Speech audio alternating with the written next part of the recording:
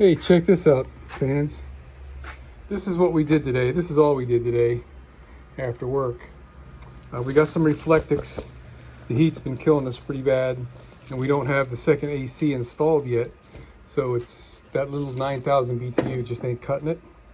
So this is something we wanted to do anyway. So we finally just stopped working on the bus and did this. And let me share with you how we did it. The little woman is really good at sewing, so she sewed this material. We're thinking about putting another stitch right along here.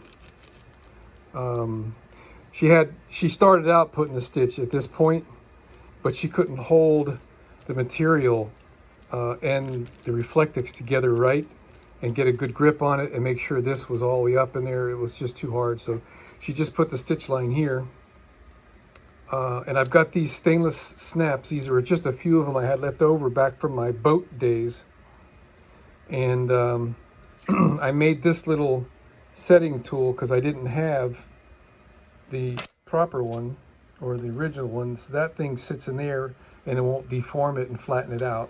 This is just a piece of plexiglass. And this is the female snap that I use this awl to open up a hole in the material. Not a punch, but this is to minimize breaking any threads. This just separates the material, right? Oopsie. So you can see there was a few of these that I was practicing on until I got it right. Here's another one. And there's one there, I think. Yeah. There's one I've got these brass ones I was playing with. So I don't have the proper tools. I don't know where they are. I think I used to have them, but I took this nail set punch and I customized the tip of it so it fits inside the male, and that keeps it aligned. When I had this just as a punch, what was happening is the end wasn't just flaring open, it was like leaning over and giving me some really bad results. Well, you can't really see the ones that were bad results because I came in after I did this and smashed them again and straightened them out. But anyway, you put that together like that, set this guy in there, and you whack it with a hammer and it flares it. And bada bing, it looks like this when you're done. That might be the one I hit with the flat. Yeah, I hit them both with this flat thing afterward just to make sure that the little spread out part would stay out of the way of the male snap. And so the other half of that is these stainless steel screw, pretty sure. Have to check it with a magnet. And stainless steel snap, Phillips head screw. What's really awesome is this is a number 8 screw, and that's the same size screw and the same thread too. Well, pretty much the same thread as the screws holding in my window. These are those little tech screws with the drill bit on the point. Let me show you how that looks. I'm not going to be able to get a very good close-up. I only had 4 of them I could use and kept 2 as a spare. But right there, I just replaced the screw.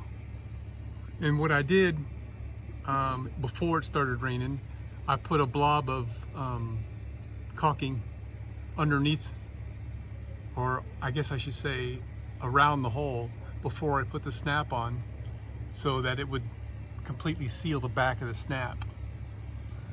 We gave it a test fit before the rain came, and it looks absolutely wonderful just with 2 snaps.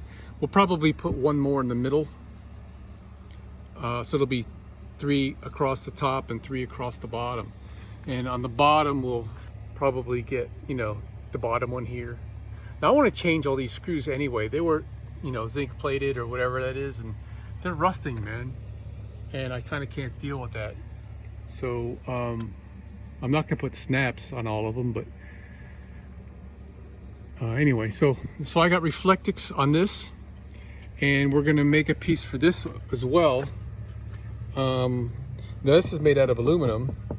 So we first started out wanting to do this with magnets, and I had a couple of neodymiums, or however you say that, magnets, and they would stick great. But if you put just a little bit of material between it and the bus so it won't scratch the paint, it doesn't stick that good.